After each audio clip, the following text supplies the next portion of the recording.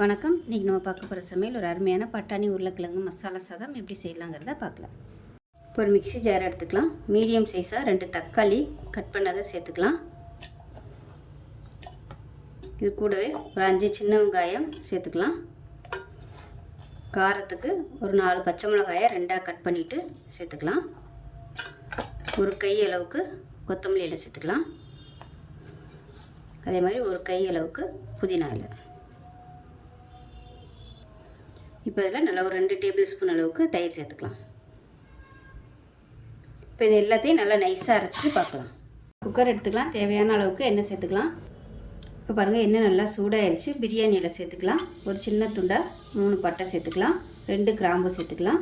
ஒரு அன்னாச்சி பூ சேர்த்துக்கலாம். கொஞ்சமாக சோம்பு சேர்த்துக்கலாம். இப்போ இதில் மீடியம் சைஸாக ஒரு பெரிய வெங்காயம் நீளமாக நறுக்கினதை சேர்த்துக்கலாம்.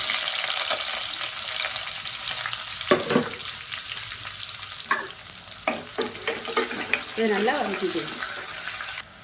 இப்போ பாருங்கள், வெங்காயம் நல்லா வதங்கிடுச்சு. இப்போ இதில் நல்லா 1 டேபிள் ஸ்பூன் அளவுக்கு இஞ்சி பூண்டு பேஸ்ட்டை சேர்த்துக்கலாம். இப்போ இதில் 1/2 டேபிள் ஸ்பூன் மிளகாத்தூள் சேர்த்து வதக்கி விட்டுக்கலாம்.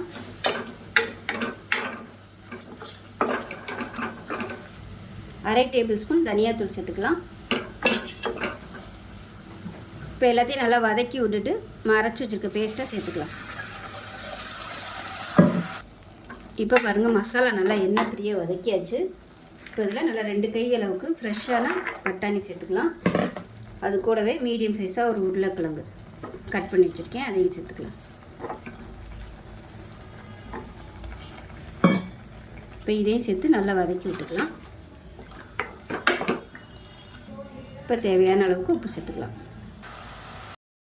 இப்போ பாருங்கள், நல்லா எண்ணெய் பிரிய வந்துருச்சு. இப்போ இந்த ஸ்டேஜில் தண்ணி சேர்த்துக்கலாம். 1 டம்ளர் பாசுமதி அரிசிக்கு 1.5 டம்ளர் தண்ணி வச்சுருக்கேன். 1.5லேருந்து 1.25 வரைக்கும் நீங்கள் வச்சுக்கலாம். அதை நல்லா சூடு பண்ணிவிட்டு சேர்த்துக்கோங்க. இது நல்லா கொதிக்க ஆரம்பிக்கட்டும்.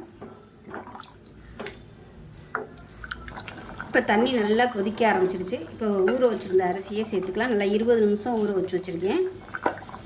நான் இன்றைக்கி பிரியாணி, அதாவது பாசுமதி அரிசி தான் சேர்த்துருக்கேன். இதுக்கு தான் நீங்கள் ஜீரக சம்பா சேர்க்குறனாலும் சேர்த்துக்கலாம்.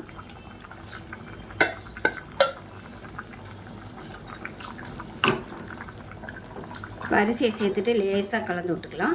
ரொம்ப கலந்து விட்டிங்கன்னா அரிசி உடையும். அதனால் லேசாக அந்த மாதிரி அடிப்பிடிக்காத அளவுக்கு எடுத்து விட்டுட்டு உப்பு செக் பண்ணி பார்த்துக்கோங்க. உப்பு கம்மியாக இருக்குது, கொஞ்சமாக உப்பு சேர்த்துட்டு ஒரு மிக்சிங் பண்ணிக்கலாம். குக்கரை மூடி வச்சுட்டு நல்லா ஒரு 2 விசில் விட்டுட்டு நல்லா ஸ்டீம் இறங்கினதுக்கப்புறம் பார்க்கலாம். இப்போ ஸ்டீம்லாம் போயிடுச்சு. எப்படி இருக்குன்னு பார்க்கலாம்.